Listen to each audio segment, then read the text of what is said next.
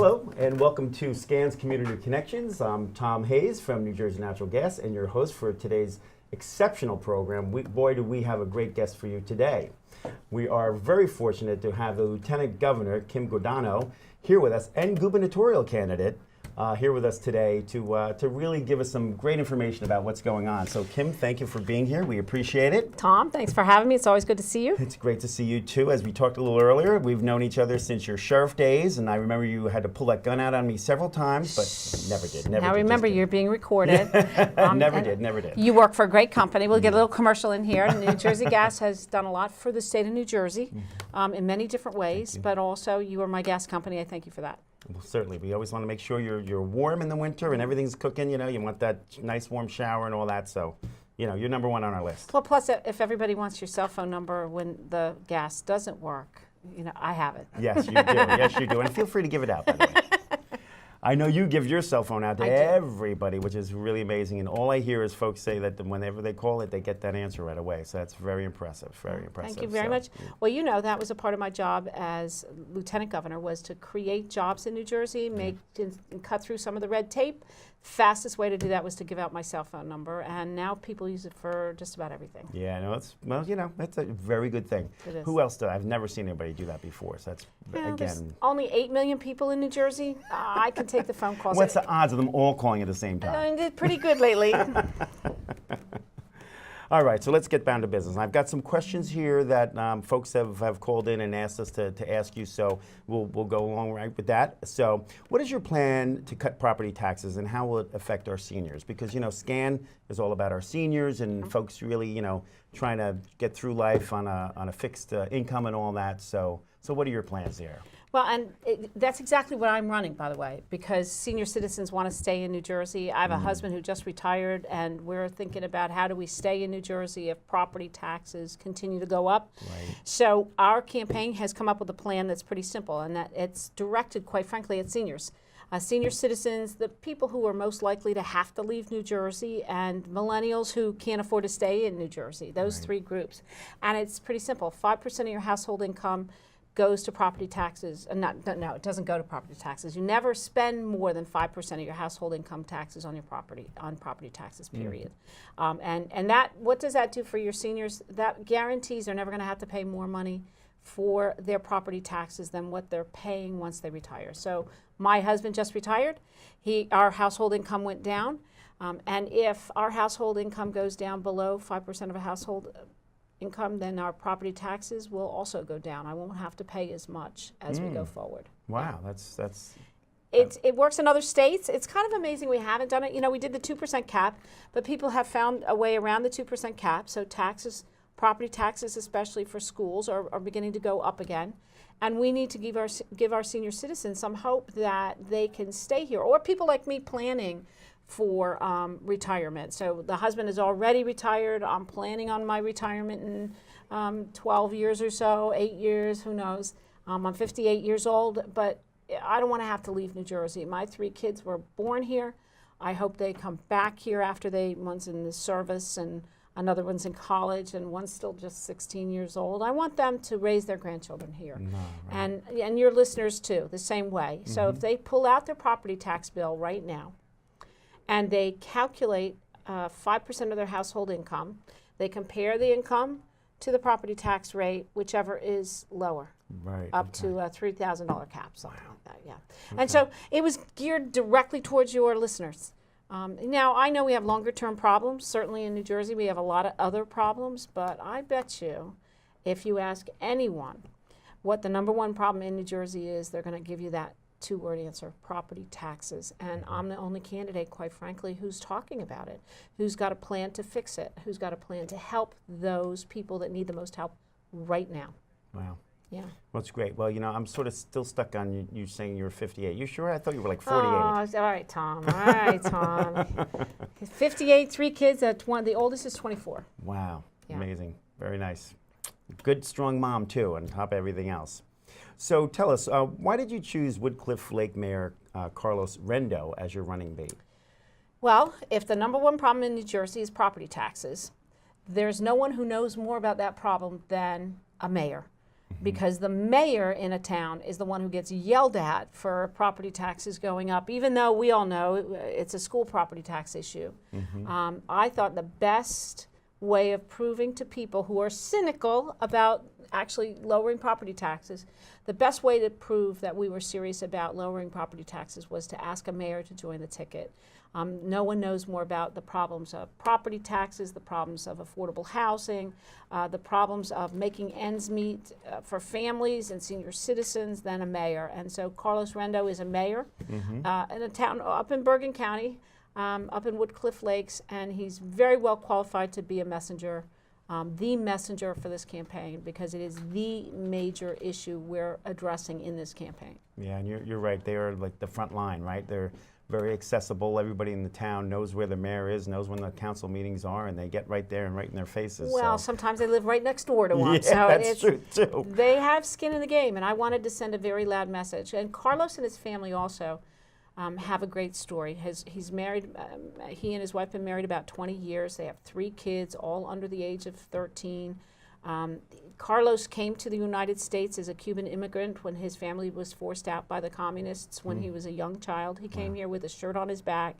He moved to Hudson County, grew up in Union City, put himself through Rutgers College and then Temple Law School, first of his family to ever go to college.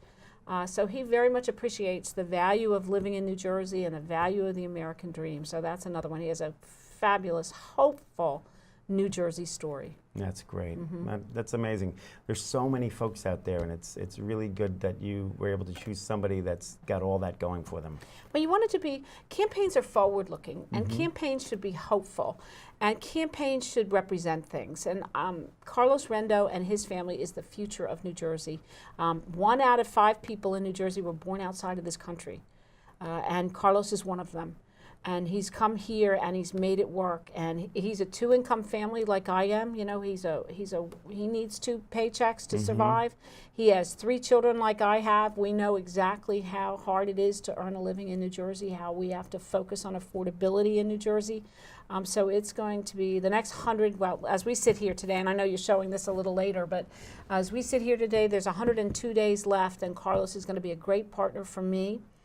And then finally, the most important thing probably, Tom, is he's able to take over in case something does happen to me. That's what lieutenant governors do, you know. They are supposed to stand in for the governor if something happens to him, and he's able to run a small business. He's able to run a town. I'm confident he could step in for me if he ever had to. That's great. Well, you know that role very well, don't you? Yes. So now switching a little bit to your own family. Now, your son is in the Air Force. Yes, he is. Right? So what are some of your plans to help the military personnel and our veterans? Well, Kevin is, I like to be called Kevin's mom when we talk about this. Yes. Kevin, for those of you that are listening, went to Marine Academy of Science and Technology right here in Monmouth County, a vocational technical school where he marched in as a Navy ROTC person for 2 days a week, and he loved it. So he came to me one day and said, I want to go to the Air Force Academy.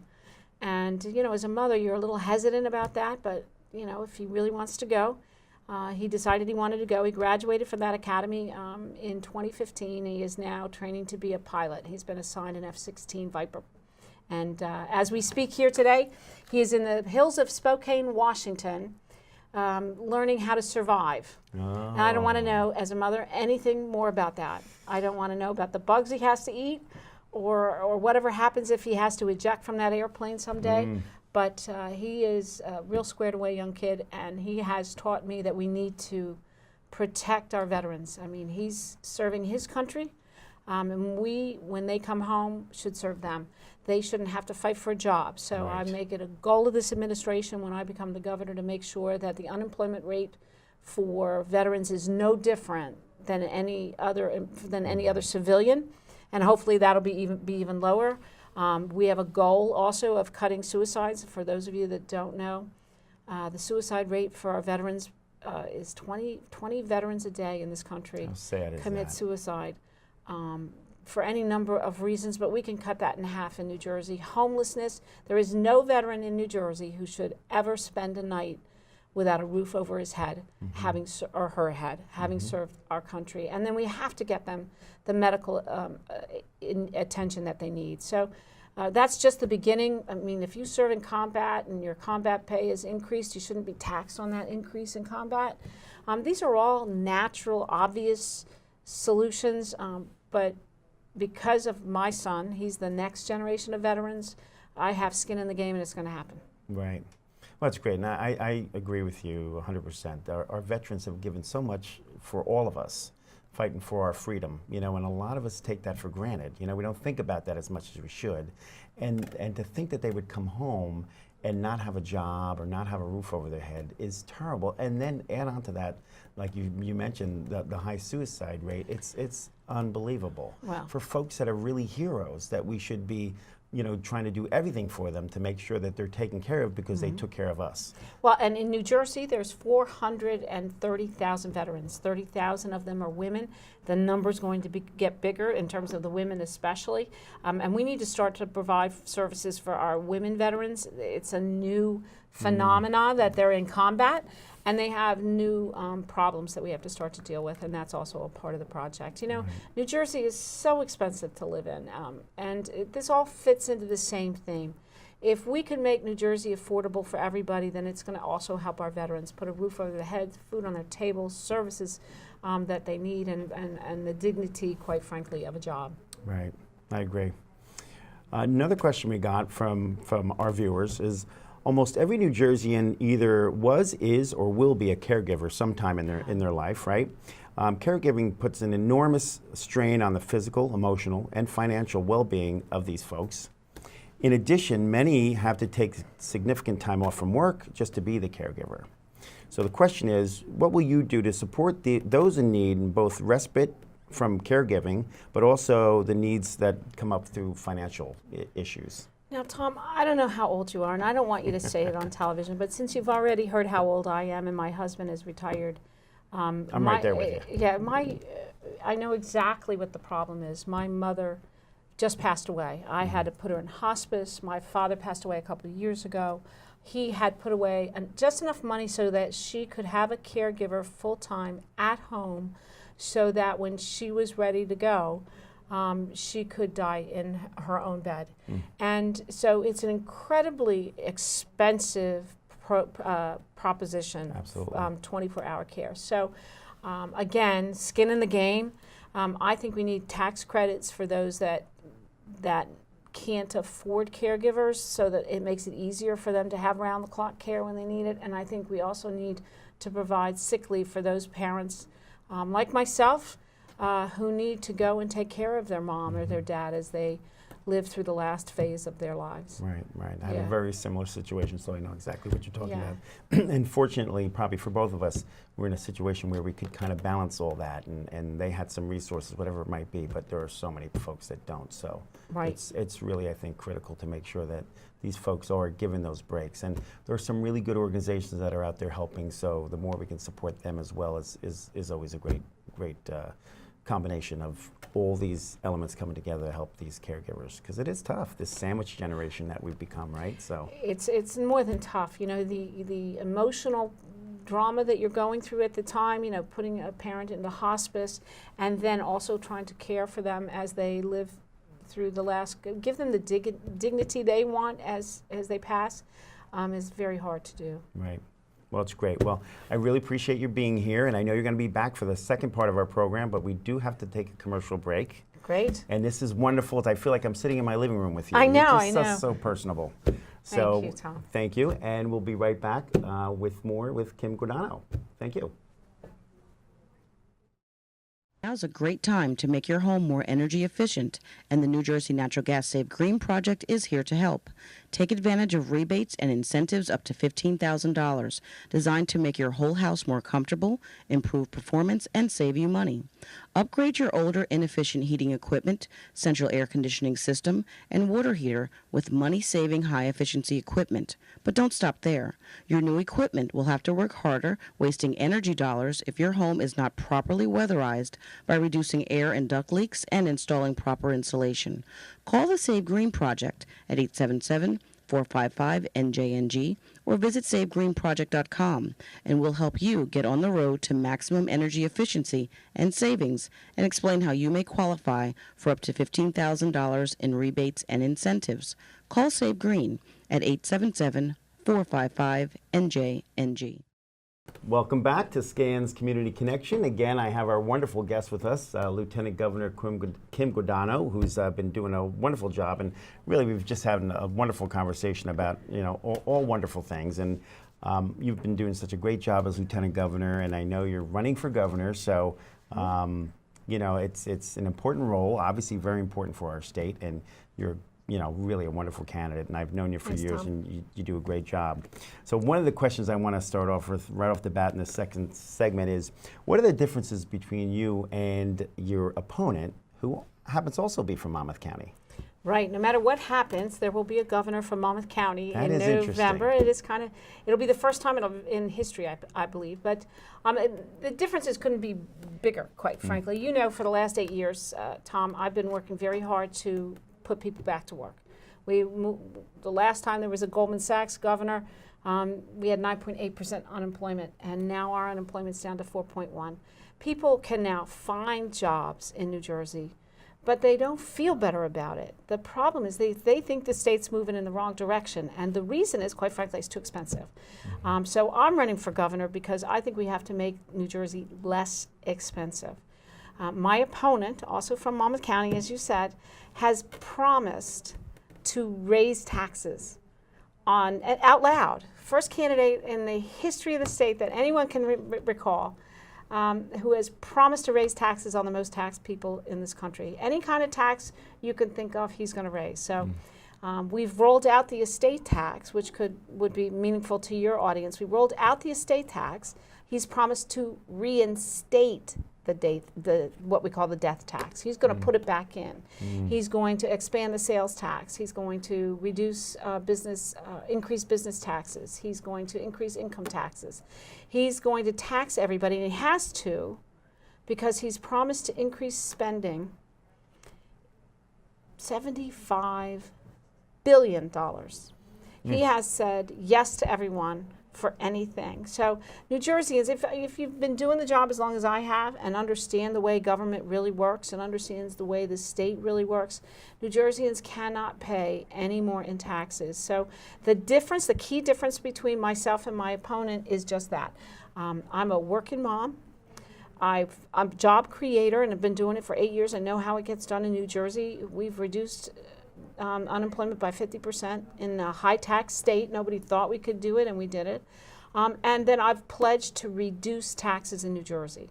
My opponent, Goldman Sachs, educated for 23 years, a millionaire who has promised to raise taxes on the most taxed people in New Jersey. It's a clear choice. It's almost a ridiculous choice to me. It's not about Republicans or Democrats. It's not about independents.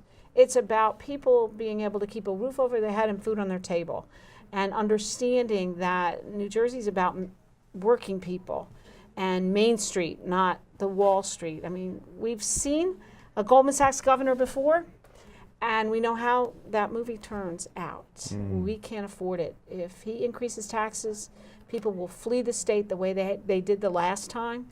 We're just getting back on our feet again. And we need to be sure that New Jerseyans, not just senior citizens, but millennials and working families, can stay in New Jersey and take some of those new jobs we've brought back. Right. Yeah. Good. And it's true, you feel the economy starting to pick up here. Like you said, the unemployment rate is cut in half.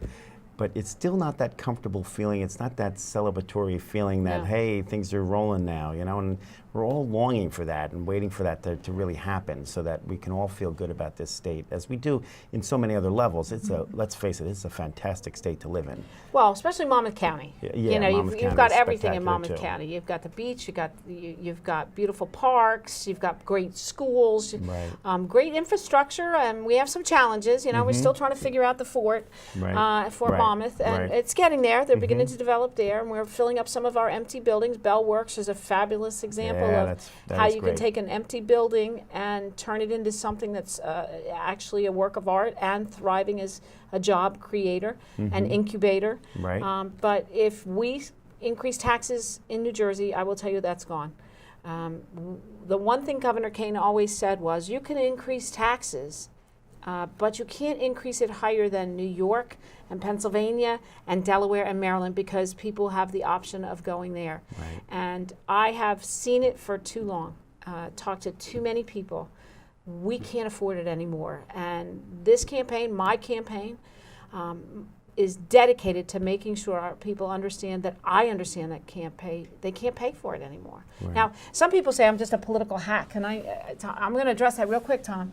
I've been a lawyer for 30 years before I got involved in politics. I was a commissioner in a little tiny town in Monmouth Beach. Then in 2005, that was my first political office. Up until then, I was a lawyer who practiced in the city, not Jersey City, but New York City. And then I was a federal prosecutor in organized crime and racketeering in Brooklyn. And then moved over here when my husband and I got married. We're both lawyers. His family grew up in Colts Neck and Little Silver and had a cinder block business in Matawan. So we were committed to staying here and raising our family here back at a time when we could afford it. But I practiced law for most of my career. It was only getting involved in politics when things happened in my town that made me mad. And you had a chance to do something about it, so you did. And then I got a chance to be the sheriff in Monmouth County, and how can you not? If you're a female and you get a chance to be the first female sheriff in your county, Right. You have to try. That's amazing. That was fun. We ran the 911 communications center. I ran the jail. I had a youth detention center. I had about 650 officers who worked for this county, but under my supervision. And then I got a chance to be the lieutenant governor and help fix jobs. I think we've done a good job creating jobs and keeping jobs here. Now we need to make it affordable, Right. for our That's kids great. and our grandchildren. Absolutely. And it's great. So you're also the first lieutenant governor Right. and the first sheriff. That's pretty cool. And to think of your history as an attorney, and I've heard this before, which always is intriguing to me, that you were really fighting the organized crime and all that. That's just is amazing. Well, it was fun to go home to my mom and say, I'm moving to New York City, and I'm going to be trying organized crime and racketeering figures. So it was a challenge, but it was fun. It was exciting, and it gave me the opportunity to move to New Jersey, where I prosecuted public corruption cases. I thought organized crime cases made me qualified. Trying those cases made me qualified to try public corruption cases. Good.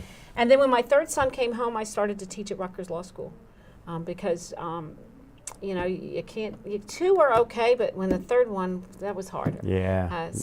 And I still needed a paycheck. So speaking of back to the differences between myself and my opponent, I need two paychecks. So my husband's paycheck and my paycheck. We needed it to put our kids to live in New Jersey and put food on the table for our kids. Right. Wow. It's great.